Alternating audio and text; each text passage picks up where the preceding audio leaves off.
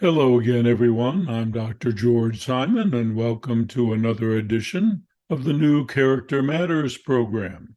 This is the program where we talk about what I consider to be the defining issue of our time, the character crisis that we have faced for several decades now, and that affects every aspect of our lives, most especially our intimate relationships. Most of the problems that folks experience in their relationships are not so much the result of fears, insecurities, and other things that have traditionally troubled individuals, but rather the failure of a person to develop wholesome, solid character.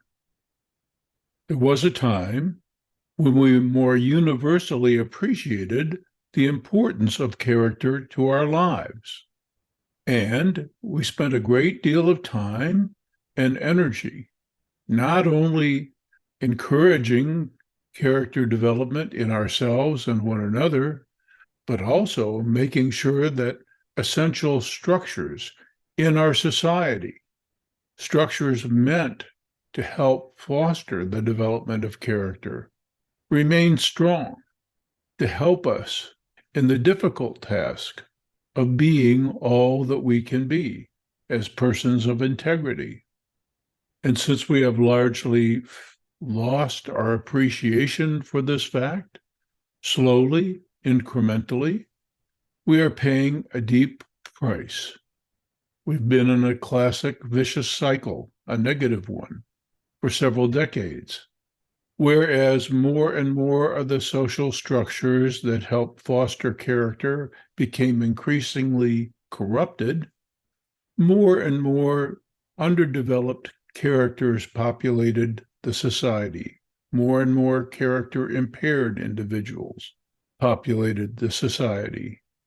And as that happened, those structures and institutions meant to help foster, encourage, even reward good character, corrupted even further, creating an endless, vicious, negative cycle that has to be broken if we're to reclaim the potential that we've always had to be persons of decency, civility, to work together more harmoniously, to cultivate wholesome, creative, productive, growing relationships instead of the sterile, shallow relationships so many of us experience today.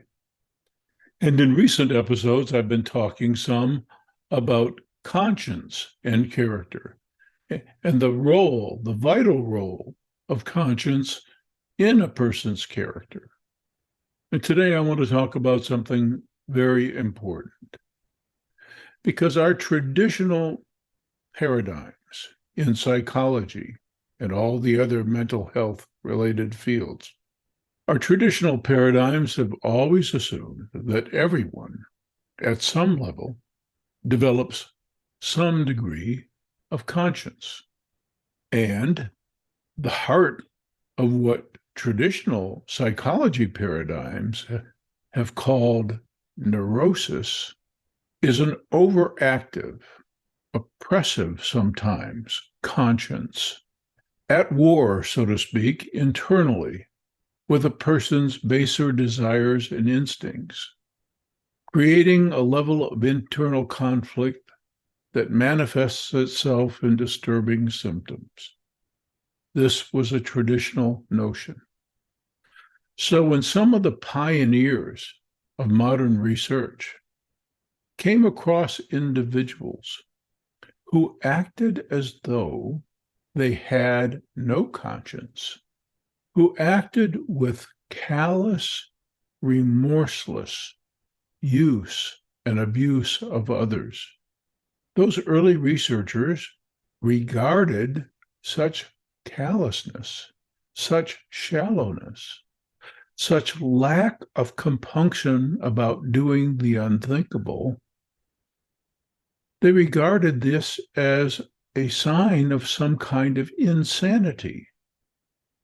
what person, what kind of person they thought could do such things without any apparent reservation, could injure people without compunction, could prey upon people, use, abuse, and exploit them.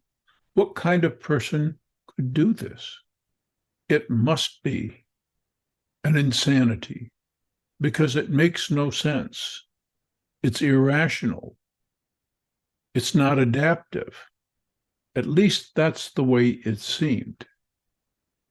It would take some time, and there's still resistance to the notion, but it would take some time before some researchers finally came to realize that there are individuals who simply don't form a good conscience.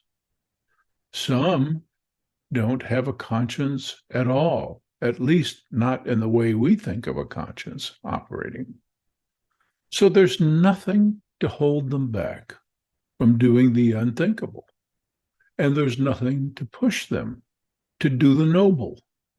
They are strictly and hedonistically and immediately self-serving, without care or compunction about the impact of any of their behavior or their desires on anyone else. Life for them is a free-for-all. The world for them is their oyster, meant for them to conquer, meant for them to exploit, meant for them to prey upon those that they view as weak or inferior. They don't have what most of us have to give us pause. And while this seems insane, it's perfectly rational. And sadly, in a character-impaired age, in an age where the mores have changed so drastically, insidiously, incrementally, so that we barely noticed it, sadly, in such an age, more and more severely character-disturbed individuals, those without conscience at all, we have, unwittingly, left too much fertile ground to those among us who have always been with us, who lack a proper conscience and go through life as nature's only known intra-species predators, preying on the weak, the vulnerable, the gullible, the naive, using and exploiting at will, sometimes very stealthily, very covertly, only to be exposed after all the damage is done. And as I've said many times in all my writings and blog articles and on this program, character disturbance exists along a spectrum. So there is a spectrum also of folks with conscience impairments, from those totally devoid of conscience, to those with a highly impaired conscience, to those with a minimally impaired conscience, and a wide manifestation of character disturbance along that continuum.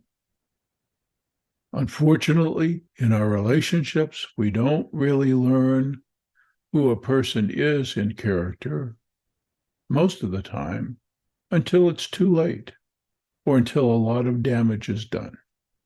It behooves us, therefore, all of us, to do something at the outset of a relationship that for a long time we haven't been encouraged or trained how to do. And that is to vet character and to know what to look for and to know what to expect and demand if you're to have a chance at a wholesome, fulfilling relationship. And that's why I do everything that I do. And that's why I've written everything that I have written.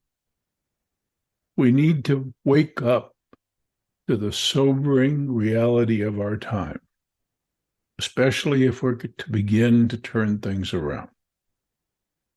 And perhaps nothing is more important to vet in someone's character, and that is their capacity to care enough to push themselves to do the more noble thing, even when it's difficult, and to hold themselves back from doing the ugly and purely self-serving thing when it would only exploit or victimize another.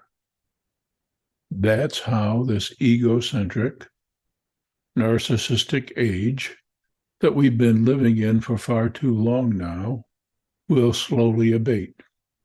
First, we must become aware, and then we must reclaim the timeless principles that help foster good character.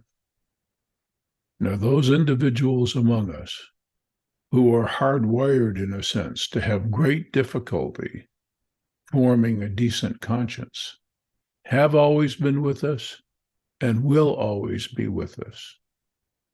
But there are two things that we must absolutely commit ourselves to. And one of those things is that when we know that a person lacks the compunction to behave decently, the last thing we want to do is hand that person the reins of power or afford them any power over us, whether it be merely within our relationship or on a grander scale. And why? Primarily because in their quest to dominate and to rule, in their lust for using the power only to aggrandize, they put everything and everyone else in great peril because nothing matters to them than their own grandeur and glory. It doesn't matter what they say. You have to judge what they do. And the sad reality of those without good conscience among us today is that every now and then they will do some things that seem to benefit us. And that hooks us. And that makes us believe that we are safe. We don't realize the danger of affording these folks power until it's too late. History seems to be repeating itself, and it also seems like too many of us don't see it. But we live in times where it pays to be more careful than ever and to understand the essentials of character and to demand it once again, especially from those who would exercise any kind of power over us. I invite you to visit my blog at drgeorgesimon.com for all the timely articles on various topics, all free of charge, and to avail yourself of all my books, readily available on Amazon and from many independent booksellers. And I also invite you to tune in again next time for another edition of the new Character Matters program. Until then, I'm Dr. George Simon. Thanks for tuning in. Take care.